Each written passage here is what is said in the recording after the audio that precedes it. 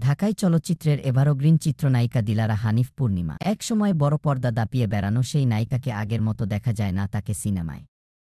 পূর্ণিমা অভিনীত সর্বশেষ চলচ্চিত্র আহারে জীবন সিনেমা মুক্তি পেয়েছিল ২০২৪ সালে।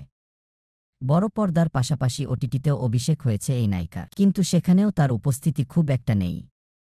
তবে উপস্থাপনা ও রিয়েলিটি শোয়ের বিচারক হিসাবে পূর্ণিমাকে দেখা যায় পর্দায়। তাহলে কি অভিনয়কে বিদায় জানিয়েছেন এ চিত্রনায়িকা?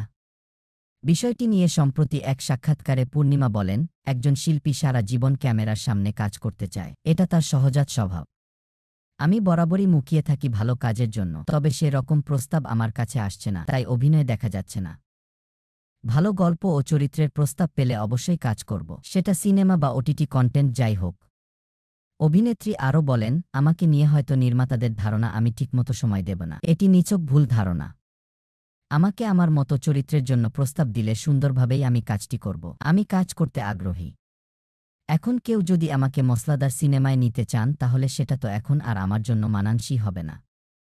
এদিকে পূর্ণিমা দীর্ঘদিন ধরেই একটি রান্নার অনুষ্ঠানের প্রধান বিচারক হিসাবে দায়িত্ব পালন করছেন।